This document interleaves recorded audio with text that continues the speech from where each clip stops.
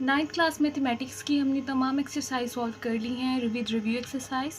एक पोर्शन हमारा रह गया था जस्ट एमसीक्यू का, तो हम एमसीक्यू जो है वो एक साथ करेंगे एक पोर्शन में, ताकि जब आप लोग पेपर्स की प्रिपरेशन करें तो आपके लिए बहुत इजी हो। अगर आपने एमसीक्यू याद करने हैं तो आप एक साथ इस वीडियो को देखेंगे और आप इजीली पेपर के लिए प्रिपरेशन कर लेंगे, एमसीक्यू को याद कर लेंगे।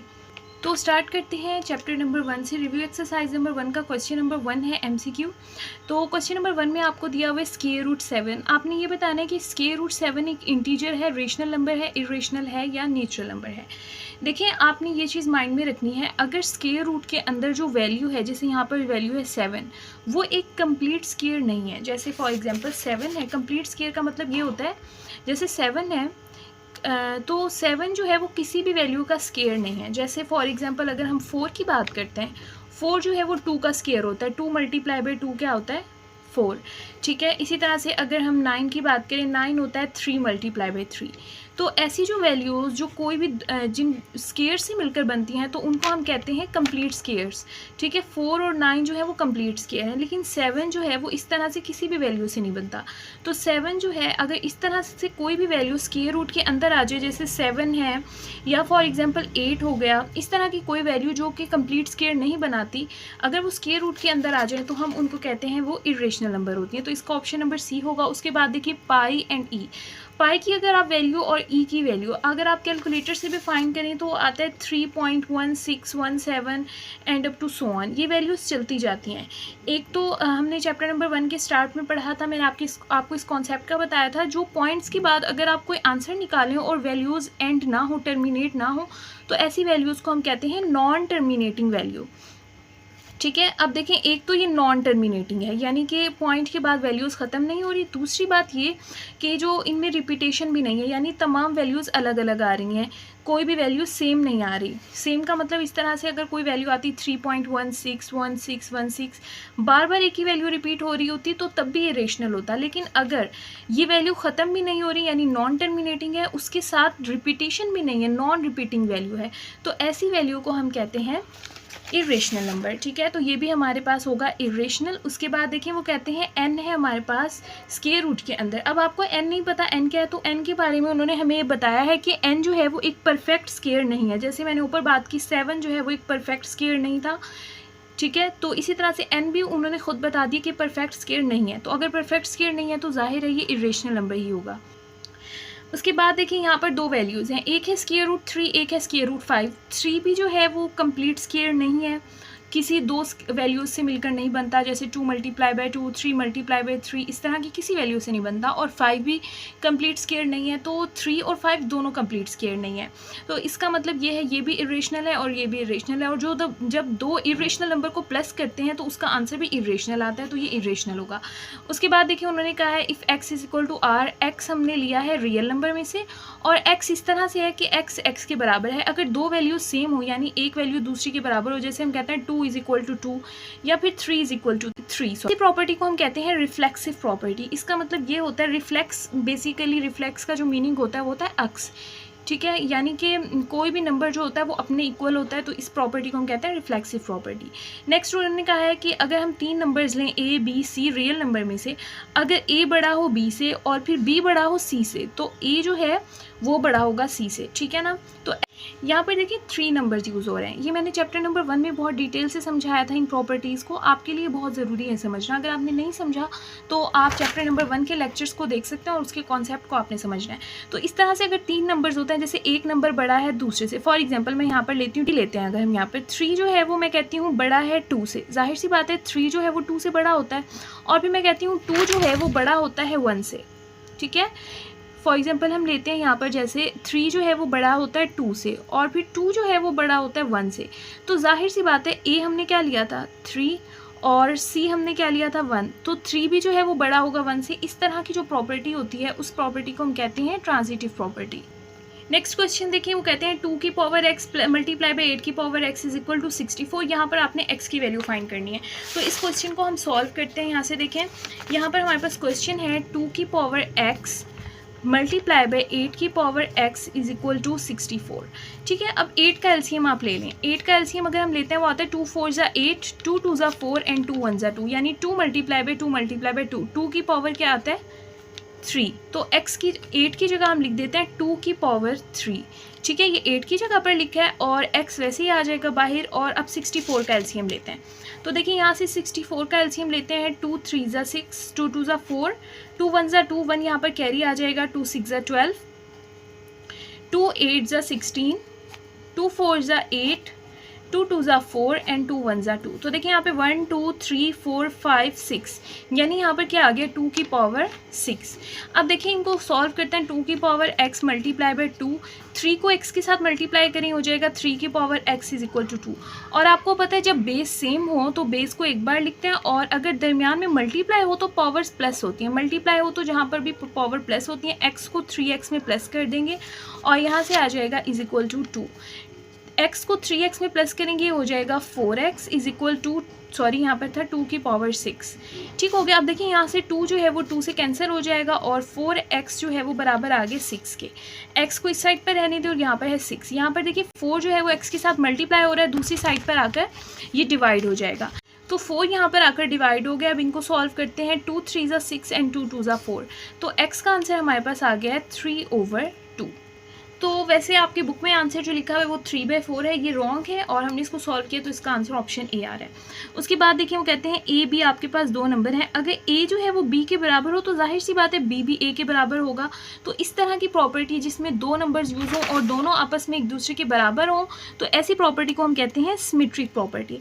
नेक्स्ट देखिए यहाँ पर है 75 और यहाँ पर है 27। आपने इनको सॉल्व करके इनका आंसर बताना है कि कौन सा ऑप्शन आएगा। तो देखिए इनको सॉल्व करते हैं। हमारे पास क्वेश्चन है स्क्वायर रूट 75 प्लस स्क्वायर रूट 27, ठीक है। अब देखिए 75 का अगर आप एलसीएम लें तो यहाँ से आ जाएगा 5 1 ज़ा 5, 2 कैरी आ जाएगा, 5 5 ज़ा 25, 5 3 ज़ा 15 एंड 3 1 ज़ा 3। तो यहाँ पर आ गया है 5 मल्टीप्लाई बाय 5 मल्टीप्लाई बाय 3 और स्क्वायर रूट वैसे ही आ गया। 27 का अगर आप एलसीएम लें तो यहाँ से आंसर आ जाएगा 3 9 ज़ा 27, 3 3 ज़ा 9 एंड 3 1 ज़ा 3, यानी 3 जो है वो 3 टाइम्स आ गए। 3 मल्टीप्लाई बाय 3 मल्टीप्लाई बाय 3, देखिए यहाँ से ये पेयर बन रहा है और यहाँ से भी पेयर बन रहा है, तो हम यहाँ पर लिख सकते हैं 5 की पावर 2 क्योंकि 5 2 टाइम्स है और square root as it is आ गया। यहाँ पर देखिए 3 जो है वो 2 टाइम्स है, मल्टीप्लाई बाय 3, स्क्वायर से स्क्वायर रूट कैंसिल, स्क्वायर से स्क्वायर रूट कैंसिल, 5 जो है वो बाहर आ जाएगा और 3 अंदर रह जाएगा क्योंकि इसके ऊपर पावर 2 नहीं थी, 5 के ऊपर थी, इसने अपने ऊपर से स्क्वायर रूट को कैंसिल किया। इसी तरह से 3 जो है बाहर आ जाएगा और 3 अंदर रह जाएगा। अब देखिए यहाँ से स्क्वायर रूट 3 और स्क्वायर रूट 3 सेम है तो इसको बाहर निकाल लें, अंदर रह जाएगा 5 + 3 और 5 + 3 होता है 8, तो यहाँ पर आंसर आ जाएगा स्क्वायर रूट 3 एंड 8। तो इसको ऑप्शन होगा डी स्क्वायर रूट 3 एंड 8, ये इसका आंसर है। उसके बाद नेक्स्ट देखें 10 the product of 3 + square root 5 and 3 - square root 5। इसको सॉल्व करना है और देखते हैं आंसर कौन सा आता है, रेशनल आता है या इरेशनल आता है। तो देखिए इसको सॉल्व करते हैं हम। यहाँ से देखें ये देखें 2 वैल्यूज सेम है, यहाँ पर भी वैल्यूज सेम है, एक बार प्लस में और एक बार माइनस में, यानी इस तरह से फॉर्मूला बन रहा है। 2 वैल्यूज एक बार प्लस हो रही हैं और एक बार माइनस। अब यहाँ से देखिए ऐसे फॉर्मूले को हम इस तरह सॉल्व करते थे कि पहली वैल्यू का स्क्वायर लिखते हैं और दरमियान में माइनस और दूसरी वैल्यू का स्क्वायर। तो यहाँ पर भी बिल्कुल सेम केस है। तो पहले 3 है वैल्यू, तो 3 का स्क्वायर लेंगे, उसके साथ माइनस लिखेंगे और लास्ट में है स्क्वायर रूट 5, तो उसका क्या आ जाएगा स्क्वायर। तो देखिए 3 का स्क्वायर लेंगे, 3 मल्टीप्लाई बाय 3 हो जाएगा 9 माइनस, यहाँ से स्क्वायर जो है वो स्क्वायर रूट से कैंसिल हो रहा जाएगा 5, 9 में से 5 को माइनस करें तो आंसर आ जाता है 4। तो इसका मतलब ये है कि 4 हमारा आंसर आया। और 4 जो है आपको पता है रेशनल नंबर होता है क्योंकि तमाम पॉजिटिव नंबर जो होते हैं वो रेशनल नंबर होते हैं। उसके बाद स्टार्ट करते हैं चैप्टर नंबर 2 लॉगरिथम।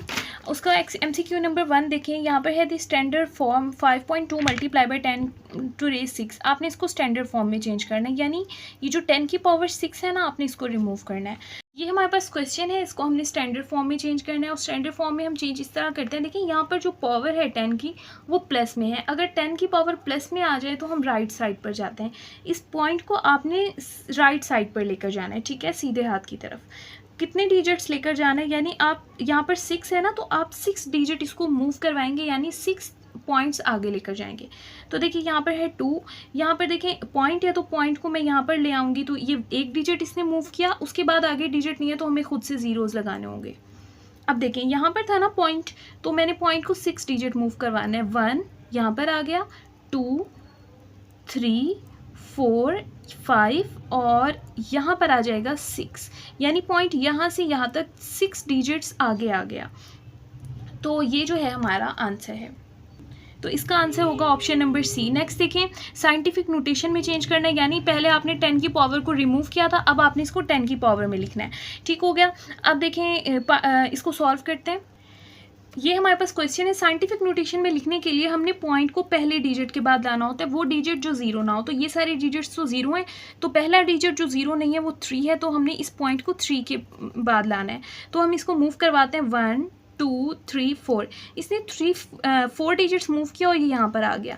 और अब आपने याद रखना है कि जब हम यहाँ पर राइट साइड पे जाएंगे, यानी कि जब आप साइंटिफिक नोटेशन में लिख रहे होंगे, तो देखिए अब पॉइंट्स जब आप आगे की तरफ लाएंगे तो आपको पावर माइनस में आएगी, अगर आप पीछे की तरफ लेकर जाते हैं तो प्लस में आती है। तो यहाँ पर आंसर आ जाएगा 3.4 मल्टीप्लाई बाई 10 टू रेज -4।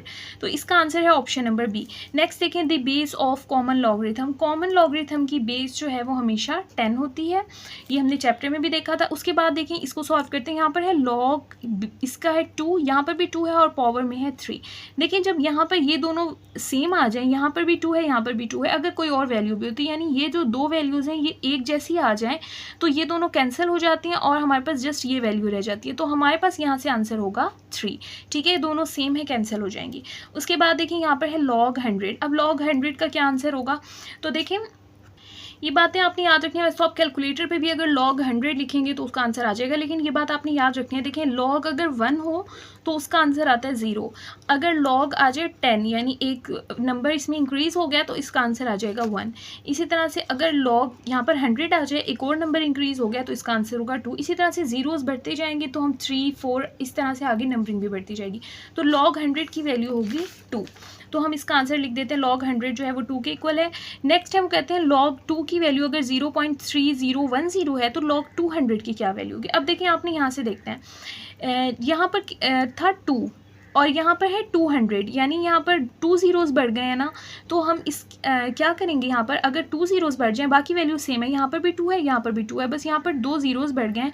तो इसका आंसर जो है, इसके आंसर में क्या फ़र्क आएगा? यहाँ पर पहले log 2 का आंसर 0.3010 है ना, तो log 2 का आंसर इस तरह से आएगा। यहाँ पर 2 ज़ीरोज़ बढ़े हैं, तो आपने पॉइंट से पहले यहाँ वाला जो नंबर है इसकी जगह आपने 2 लिख देना है। तो यहाँ पर आ जाएगा 2.3010। तो इसका आंसर ये वाला होगा 2.3010, क्योंकि यहाँ पर 2 ज़ीरोज़ बढ़े थे, तो पॉइंट से पहले आप यहाँ पर 2 लिख देंगे।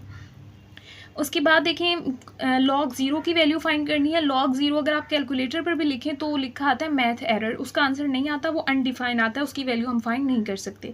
उसके बाद है log की वैल्यू है, अभी मैंने आपको जैसे बताया कि log 1 का आंसर 0 होता है, जितने ज़ीरोज़ इंक्रीज़ होंगे वही आंसर होगा। 1 ज़ीरो होता है तो आंसर 1 होता है, 2 ज़ीरो होते हैं तो आंसर 2 होता है, 3 ज़ीरो होते हैं तो आंसर 3 होता है, 4 ज़ीरो होते हैं तो आंसर 4 होता है। यहाँ पर 4 ज़ीरो है तो इसका आंसर होगा 4।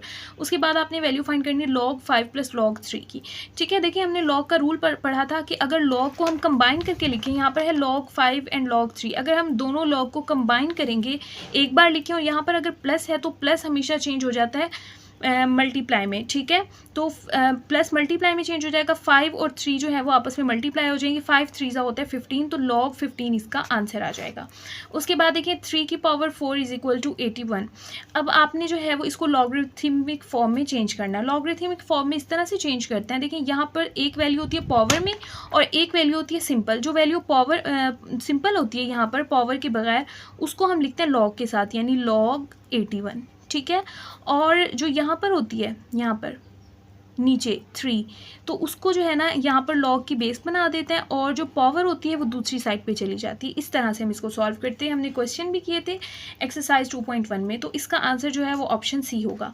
ठीक है, नेक्स्ट स्टार्ट करते हैं चैप्टर नंबर 3 के MCQ। क्वेश्चन नंबर 1 है दी सेट बिल्डर फॉर्म। आपने बताना है जो सेट है ये कौन से फॉर्मूले से बना है।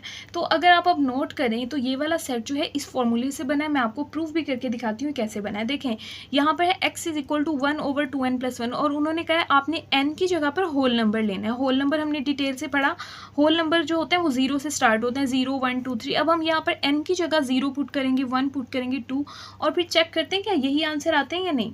अब देखिए हमारे पास है 1/2। अब n की जगह पर अगर हम 0 पुट करें और साथ में है 1, तो यहाँ पर आ जाएगा 1/2 मल्टीप्लाई बाई 0 हो जाएगा 0 + 1। 1/0 + 1 क्या आ जाएगा 1, और 1 को 1 से डिवाइड करें तो आंसर हमारे पास 1 ही आता है। तो पहली वैल्यू हमारे पास क्या थी 1। इसी तरह से अब पहले हमने 0 पुट किया ना इनकी जगह पर, अब 1 पुट करें तो 2 1 हो जाएगा 2, 2 को आप 1 में प्लस करेंगे तो क्या हो जाएगा 3, और यहाँ पर आंसर आ जाएगा 1/3 जो हमारे पास नेक्स्ट वैल्यू है। इसी तरह से जब आप 2 पुट करेंगे तो 2 2 4, 4 को 1 में प्लस करेंगे 5, तो 1/5। तो ये हमारे पास इसका फॉर्मूला है, यानी सेट बिल्डर फॉर्म में है, ये इसका आंसर है। नेक्स्ट देखिए, वो कहते हैं पावर सेट लिखना है आपने ए का। पावर सेट लिखने का यही तरीका होता है कि जो भी वैल्यू होती है आप उसको ब्रैकेट्स में लिख रहे हैं, तो यहाँ पर खाली सेट था तो उसको आपने ब्रैकेट्स में लिखा है, तो इसका ये आंसर होगा हमारे पास। उसके बाद वो कहते हैं एक ये सेट है हमारे पास यू का, ये है ए का सेट और ये है बी का सेट। आपने फाइंड करना है u minus A intersection B. तो इसको सॉल्व करते हैं। सबसे पहले हम फाइंड करेंगे ए इंटरसेक्शन बी और फिर u में से उसको माइनस करेंगे। तो देखिए ये हमारे पास क्वेश्चन है। सबसे पहले हम फाइंड करते हैं ए इंटरसेक्शन बी। ठीक है, ए इंटरसेक्शन बी फाइंड कर लेते हैं, उसका क्या आंसर आता है हमारे पास। ए हमारे पास है 1 2 3, उसके साथ है इंटरसेक्शन और बी की वैल्यू है 3 4 एंड 5। इंटरसेक्शन में हम वो वैल्यूज़ लिखते हैं जो सेम होती हैं, यानी दोनों में एक जैसी होती है। यहाँ पर दोनों में जो है वो 3 सेम है, तो हमारे पास ए इंटरसेक्शन बी का आंसर क्या आ गया 3। अब हम इस फॉर्मूले में लिख देते हैं, यू एज इट इज़ आ गया, माइनस वैसे ही आ गया, और ए इंटरसेक्शन बी का आंसर था 3, तो हमने इसकी जगह पर 3 लिख दिया।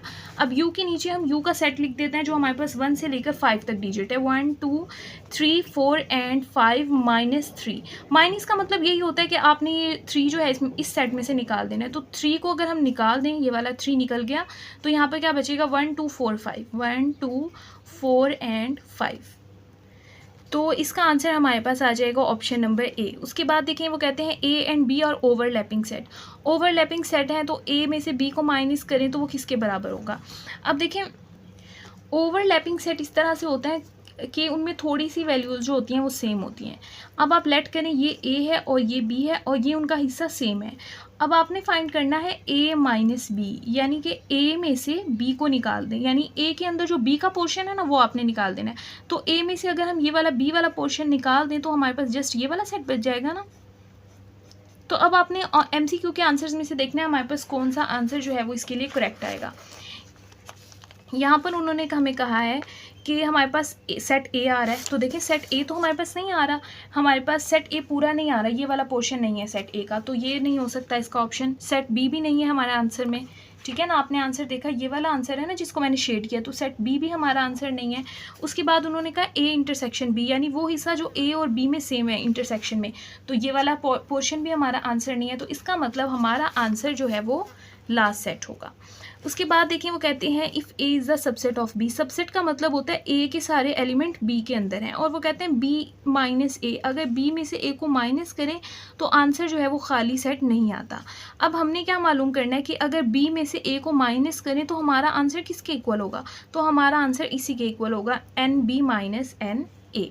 ठीक हो गया। उसके बाद देखिए, वो कहते हैं ए यूनियन बी, अगर हम ए में से यू का बीनियन ए, और यहाँ पर देखिए हमें कुछ वैल्यूज़ दी हैं क्वेश्चन नंबर 6 में। वो कहते हैं ए यूनियन बी की वैल्यू नंबर्स हैं 50, यानी उसमें 50 एलिमेंट्स हैं, और सेट ए में 30 एलिमेंट्स हैं और सेट बी में 35 एलिमेंट्स हैं। आपने इंटरसेक्शन फाइंड करना है, तो ये फॉर्मूले को यूज़ करके हम सॉल्व करें। तो ये आपने फार्मूला माइंड में रखना है, ये इस तरह से होता है, अगर हमने ए इंटरसेक्शन बी फाइंड करना है तो नंबर ऑफ़ ए और नंबर ऑफ़ बी को प्लस करना है और यूनियन को माइनस करना है। तो ये जो हमें MCQ में गिवन है, नंबर ऑफ़ ए हमारे पास थे 30 और नंबर ऑफ़ बी हमारे पास थे 35 और यूनियन का आंसर हमारे पास था 50। ठीक है, पहले 30 और 35 को प्लस करें तो आंसर आ जाएगा 65, 65 में से 50 को माइनस करें तो हमारे पास आंसर आ जाएगा 15। तो इसका आंसर हमारे पास आ जाएगा ऑप्शन नंबर बी, यानी कि 15। नेक्स्ट देखिए, वो कहते हैं ये हमारे पास सेट ए है और बी है, आपने कार्टेशियन प्रोडक्ट मालूम करना है। कार्टेशियन प्रोडक्ट में कितने नंबर्स होंगे या एलिमेंट्स होंगे। कार्टेशियन प्रोडक्ट इस तरह निकालते हैं, यानी ए को बी से मल्टीप्लाई करते हैं। अब देखिए, हम यहाँ से देखेंगे ए में कितने एलिमेंट्स हैं और बी में कितने एलिमेंट्स हैं, तो इन दोनों को मल्टीप्लाई करते हैं। 1 2 3 4, इसमें 4 एलिमेंट है और उसमें 1 2 3 3 एलिमेंट्स हैं, इन दोनों को मल्टीप्लाई करें, 4 3 12 आता है, तो इसका आंसर होगा 12। कार्टेशियन प्रोडक्ट में 12 एलिमेंट्स होंगे। उसके बाद देखिए, वो कहते हैं हमारे पास एफ एक्स है, x² - 3x + 2, आपने मालूम करना है fa + 1। यहाँ पर आपको दिया हुआ है एफ एक्स और आपने फाइंड करना है एफ ए प्लस वन। तो एक्स की जगह पर आप ए प्लस वन लिख दें, जहाँ पर भी एक्स है आपने उसकी जगह लिख देना है ए प्लस वन। यहाँ पर भी एक्स है उसकी जगह लिख देते हैं ए प्लस वन का स्क्वायर माइनस 3x की जगह पर लिख देते हैं ए प्लस वन एंड प्लस 2।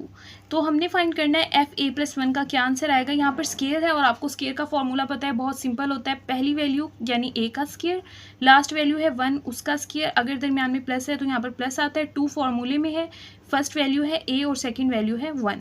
ठीक है, तो इसको सॉल्व करेंगे नेक्स्ट स्टेप पर। अब नेक्स्ट स्टेप पे यहाँ पे -3 को a से मल्टीप्लाई करेंगे तो -3a हो जाएगा। -3 को 1 से मल्टीप्लाई करेंगे तो 3 वन ज़ा -3 आ जाएगा। ठीक है, और +2 एज इट इज़ आ जाएगा। अब यहाँ से देखें आ जाएगा a स्क्वायर प्लस 2 वन ज़ा 2 और साथ में है a प्लस 1 का स्क्वायर, 1 मल्टीप्लाई बाय 1 हो जाएगा 1 -3a -3 एंड प्लस 2। अब इसको सॉल्व करते हैं। देखें a स्क्वायर वैसे ही आ जाएगा, ये है 2a और ये है 3a, प्लस माइनस होता है, -3a में से 2a माइनस हो जाएंगे तो एक a बच जाएगा लेकिन माइनस के पास, क्योंकि बड़ी वैल्यू के साथ क्या है माइनस। उसके बाद देखें 2 + 1 क्या होता है 3, प्लस का 3 हो जाएगा ना, ये 2 + 2 और +1 +3 में से -3 चले जाएंगे तो ये 0। जस्ट हमारे पास यहाँ से आंसर आ जाएगा a स्क्वायर -a, यानी कि ऑप्शन डी इसका आंसर है। उसके बाद उन्होंने एफ एक्स की वैल्यू दी है 3x + 1 और एफ एक्स उन्होंने कहा अगर 28 है तो इसका आंसर फाइंड करें। इस तरह से ये हमारे पास क्वेश्चन है। अब एफ एक्स जो है उन्होंने खुद बताया 28 के इक्वल है, तो यहाँ पर एफ एक्स की जगह हम लिख देते हैं 28 और बाकी value 3x + 1 as it is आ जाएगी। देखिए 1 दूसरी साइड पर जाकर माइनस हो जाएगा और यहाँ पर आ जाएगा 3x। 28 में से 1 को माइनस करेंगे 27 आ जाएगा, यहाँ पर है 3x के साथ मल्टीप्लाई हो रहा है, दूसरी साइड पर जाकर 27 के साथ डिवाइड हो जाएगा। 3 वन ज़ा 3, 3 9 ज़ा 27, तो x का आंसर हमारे पास आ गया 9। तो यहाँ से देखिए हमारे पास आंसर आ जाएगा 9। उसके बाद देखिए उन्होंने हमें सेट दिया है a और सेट दिया है b। तो अब उन्होंने हमें एक फंक्शन भी दे दिया है, फंक्शन है 1a 2b 3b। ठीक है, तो अब आपने बताना है कौन सा फंक्शन है। अब देखिए अगर हम फंक्शन की बात करें तो अगर आप यहाँ पर नोट करें हमारे पास b सेट था a एंड b और हम इसकी रेंज देखें। आपको पता है जब हम फंक्शन लिखते हैं जो पहली वैल्यू होती है उसको कहते हैं डोमेन। 1 2 3 हमारे पास डोमेन है और b 2 बार आ रहा है, यानी b हमारे पास क्या है रेंज। अगर जो हमारा रेंज का आंसर है यानी ये सेकेंड नंबर वाला आंसर है और ये जो दूसरे नंबर वाला सेट है ये बिल्कुल सेम हो जाएं तो हमारे पास जो फंक्शन होता है उसको हम कहते हैं सर्जेक्टिव फंक्शन, क्योंकि यहाँ पर भी a है और यहाँ पर भी a है, सब वैल्यूज सेम है, तो ये हमारे पास ऐसे फंक्शन को कहते हैं सर्जेक्टिव। अब नेक्स्ट चैप्टर नंबर 4 देखें। यहाँ पर क्वेश्चन नंबर 1 है दी फैक्टराइजेशन। आपने इसकी फैक्टराइजेशन करनी है 12x + 36 की। अब सबसे पहले आपने ये देखना होता है इन दोनों में से कॉमन क्या है। तो देखें ये 12 और ये 36 ये दोनों जो हैं वो 12 से डिवाइड हो जाते हैं। अगर आप यहाँ से 12 बाहर निकाल लें तो यहाँ पर जस्ट रह जाएगा x और आपने 12 बाहर निकाला है तो 36 को भी 12 से डिवाइड करना होगा।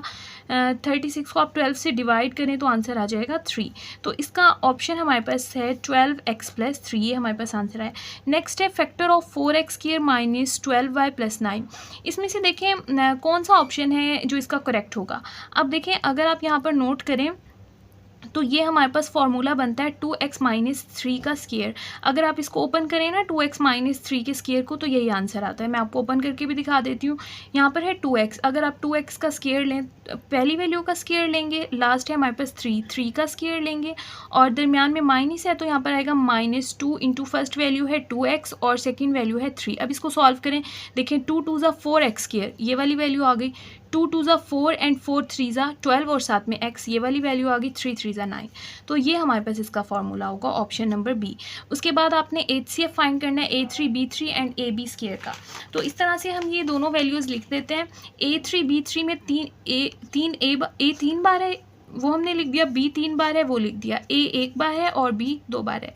अब इसमें से आपने देखना है सेम कौन से हैं। एक A सेम है और B सेम है और ये B, यानी 2 B सेम है और एक A, तो इसका आंसर होगा A और B²। ठीक है, तो इसका HCF का आंसर आ जाएगा AB²। नेक्स्ट आपने फाइंड करना है LCM इन तीनों वैल्यूज़ का और देखते हैं क्या आंसर आता है। सबसे पहले तो आपने इस तरह से करना है 16 का LCM ले लेना है। 16 का आप LCM लें तो हमारे पास क्या आंसर आता है 2 8 ज़ा 16, 2 4 ज़ा 8, 2 2 ज़ा 4 एंड 2 1 ज़ा 2, 1 2 3 4, 2 × 2 × 2 × 2। उसके बाद x 2 टाइम्स है तो x × x लिख देते हैं। 4 का अगर आप LCM लें तो आ जाएगा 2 × 2 और साथ में है x। 30 का अगर आप LCM लें तो यहाँ से आंसर आ जाएगा 2 मल्टीप्लाई बाय 3 मल्टीप्लाई बाय 5, ठीक है। और साथ में है x एंड y। अब एलसीएम और एचसीएफ में क्या फ़र्क होता है, जब हमने एलसीएम फाइंड किया तो जस्ट हम सेम एलिमेंट्स लिखते हैं। एलसीएम में इस तरह से करते हैं, पहले तो आपने सेम ढूंढना है जो तीनों में सेम है। तो यहाँ पर 2 है, उसके बाद देखें ये x तीनों में सेम है, और उसके बाद देखें उसके बाद कोई और एलिमेंट सेम नहीं है। तो यहाँ से देखें एक तो हमने लिखना है सेम एलिमेंट, वो क्या है 2x, उसके साथ जो बच जाएंगे ना एलिमेंट वो भी हमने लिखने होते हैं। उसके बाद देखें ये जो 2 का पेयर बन रहा है ना वो भी बना लें, 2 में जो सेम है, ठीक है। अब देखते हैं हमारे पास बाकी क्या बचा, ये 2 और x तो लिख दिया, बाकी हमारे पास क्या बचा 2 मल्टीप्लाई बाय एक ये वाला 2 और उसके बाद ये वाला 2, 3 एंड 5 और साथ में x और y। अब इसको सॉल्व करते हैं और देखते हैं क्या आंसर आता है। 2 2 हो जाएगा 4, 4 2 8, 8 3 24, 24 5 हो जाएगा 120, ठीक है। तो यहाँ पर आ जाएगा 120 और साथ में है एक्स वाई। 120 को आप 2 से मल्टीप्लाई करें तो आंसर आ जाएगा 240 और साथ में है एक्स का स्केयर और वाई। तो 240 एक्स स्केयर वाई, ये हमारे पास इसका आंसर है। नेक्स्ट वो कहते हैं एलसीएम और एचसीएफ को अगर मल्टीप्लाई करें तो वो किसके इक्वल होता है। तो ये आपने फार्मूला भी पढ़ा था, पॉलिनोमियल के प्रोडक्ट यानी उनको मल्टीप्लाई करें तो उसके इक्वल होता है, ठीक हो गया। नेक्स्ट देखें 6 है द स्क्वायर रूट ऑफ, अगर आप इसका स्क्वायर रूट लें तो स्क्वायर रूट लेने से पहले ज़रूरी है आप इसको स्क्वायर में चेंज करें। तो स्क्वायर में अगर हम इसको चेंज करें ना तो इसका आंसर आता है हमारे पास x माइनस 3 का स्क्वायर। ये इसी तरह से बनता है, x माइनस 3 के स्क्वायर को अगर आप ओपन करें ना तो यही आंसर आता है। अब आपने इसका स्क्वायर रूट लेना है, जब आप स्क्वायर रूट लेंगे तो स्क्वायर से स्क्वायर रूट कैंसिल, और जब आप स्क्वायर रूट लगाते हैं किसी भी वैल्यू के साथ तो उसके साथ जब रिमूव हो जाता है तो हम प्लस माइनस लिखते हैं। तो इसका आंसर आ जाएगा plus minus x minus 3, option number A. Next देखिए आपने एलसीएम फाइंड करना है a माइनस बी के स्क्वायर और a माइनस बी की पावर 4 का। तो इन दोनों का हमने एलसीएम फाइंड करना है। यहाँ पर है a माइनस बी की पावर 2, इसका मतलब a माइनस बी कितनी टाइम्स है, 2 टाइम्स मल्टीप्लाई हो रहा है। उसके बाद यहाँ पर a माइनस बी जो है वो 4 टाइम है, तो यहाँ पर हम a माइनस बी को 4 टाइम लिखेंगे और देखते हैं इसके एलसीएम का क्या आंसर आएगा हमारे पास। अब देखिए अगर हम सेम देखें, एक तो ये सेम है हमारे पास और ये भी सेम है, ठीक है। पहले सेम वाले लिख देते हैं, a माइनस बी और a माइनस बी ये दोनों सेम हैं, तो यहाँ पर आ जाएगा a माइनस बी का स्क्वायर। ये तो सेम हो गए हमारे पास, 2 थे तो इसलिए स्क्वायर लिखा, और ये हमारे पास जो बच गए हैं वो सेम नहीं थे तो वो भी लिख देते हैं। ये क्या है a माइनस बी, ये भी 2 है तो यहाँ पर आ जाएगा a माइनस बी का स्क्वायर। और जब इनको कंबाइन करेंगे 2 यहाँ पर है 2 यहाँ पर है तो ये बन जाएगा a माइनस बी की पावर 4, ठीक है। तो इसका आंसर हमारे पास ये वाला आ जाएगा a माइनस बी की पावर 4, ऑप्शन नंबर सी। उसके बाद है फैक्टराइजेशन ऑफ x की power 3 plus 3x square plus 3x plus 1। अगर आप इसको सॉल्व करें तो ये जो है फॉर्मूला बनता है हमारे पास x प्लस 1 की पावर 3 का, ये आपको पता भी होना चाहिए।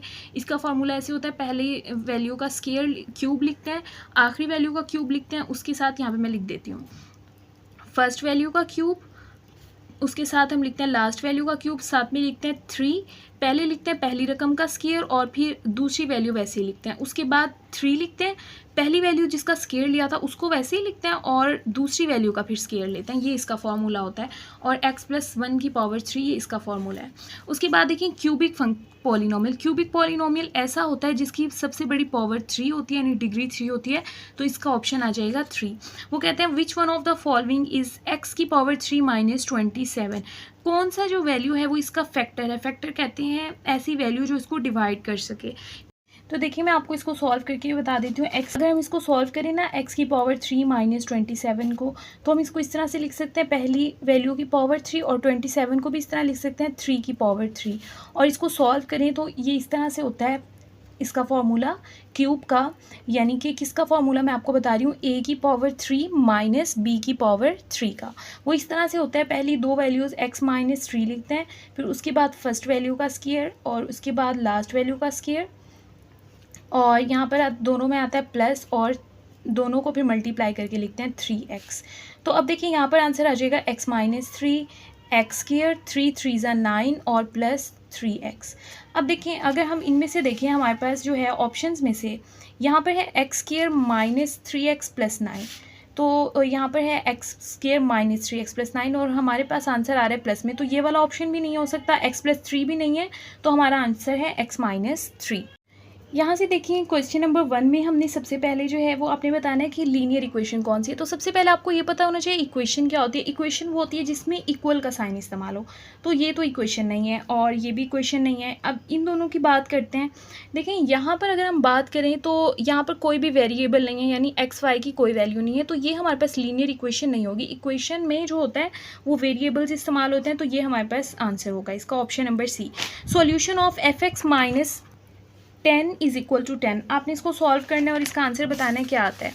अब देखें यहाँ से solution of f x minus 10 is equal to 10। अब इसको सॉल्व करें। देखें 5x 10 जो है वो दूसरी साइड पर जाएगा, एक 10 पहले से ये माइनस का दूसरी साइड पर जाकर प्लस हो जाएगा। 10 + 10 होता है 20। यहाँ पर है 5x, x इस साइड पे ही रह जाएगा और 20 है यहाँ पर 5 दूसरी साइड पर आकर डिवाइड हो जाएगा। यहाँ पर मल्टीप्लाई हो रहा था, 5 × 1 = 5, 5 × 4 = 20। तो x का आंसर जो है वो हमारे पास क्या आ गया है 4। तो इसका आंसर है 4। उसके बाद देखिए वो कहते हैं 7x + 4 is less than equal to 6x + 7। अब देखें कहते हैं कि जब हम यहाँ पर x की कोई भी वैल्यू यानी सेम वैल्यू पुट करें तो आंसर पहली वैल्यू का आंसर जो है वो सेकेंड वैल्यू से जो है वो लेस आता है, यानी पहली वाली वैल्यू का आंसर छोटा आएगा और सेकंड वैल्यू का बड़ा आएगा। अब आपको नज़र आ रहा है जो पहली वैल्यू है 7x यानी वो बड़ी है और ये छोटी है, तो होना तो ये चाहिए कि इसका आंसर बड़ा आना चाहिए और इसका आंसर क्या आना चाहिए, छोटा आना चाहिए। लेकिन ये लोग यहाँ पर कह रहे हैं कि यहाँ पर जो है वो बड़ी वाली का आंसर छोटा आएगा और छोटी वाली का आंसर बड़ा आएगा। अगर इस तरह की कोई वैल्यू हो तो आपको समझ जाना चाहिए कि यहाँ पर नेगेटिव वैल्यू यूज़ हो रही है, क्योंकि नेगेटिव वैल्यूज़ में ऐसा होता है जो बड़ी वैल्यू होती है वो छोटी होती है और छोटी वैल्यू क्या होती है, बड़ी होती है। तो इसका ऑप्शन सी होगा, यानी -∞ से हम 2 तक पुट करेंगे इसमें आंसर। ठीक हो गया। उसके बाद देखें अब vertical line divide a plane. अगर हमारे पास एक प्लेन हो और हम वर्टिकल इस तरह से एक सीधी लाइन लगाएं तो वो उसको क्या कर देता है, 2 हाफ प्लेन्स यानी 2 हाफ प्लेन्स में चेंज कर देता है। उसके बाद देखें the equation form by linear inequality. अगर लीनियर इनइक्वलिटी से हमें एक इक्वेशन बनाए, जैसे हम क्वेश्चंस को सॉल्व करते थे तो हम उस इक्वेशन को क्या कहते थे, एसोसिएटेड इक्वेशन।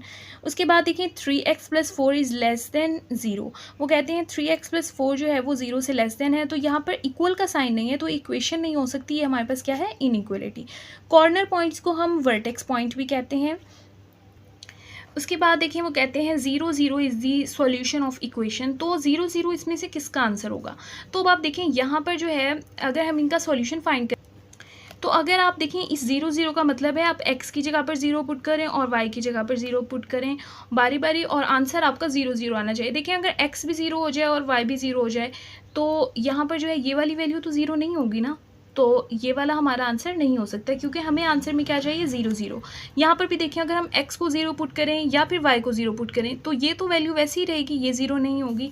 इसी तरह से यहाँ पर भी लेकिन अगर यहाँ पर देखें यहाँ पर हम x भी पुट करें 0 और उसके बाद y 0 पुट करें तो ये पूरी वैल्यू 0 हो जाएगी, क्योंकि यहाँ पर भी 0 है। तो ये हमारा ऑप्शन सी होगा। उसके बाद देखें the solution region restricted to first quadrant. अगर हमारे पास जो आंसर है वो फर्स्ट क्वाड्रेंट में आए तो ये आपको पता है हम उसको क्या कहते हैं, feasible region. A function that is to be maximise और मिनिमाइज। ऐसा फंक्शन जो मैक्सिमाइज और मिनिमाइज दोनों हो सके, या वो मैक्सिमाइज हो या मिनिमाइज हो, तो हम ऐसे फंक्शन को कहते हैं ऑब्जेक्टिव फंक्शन।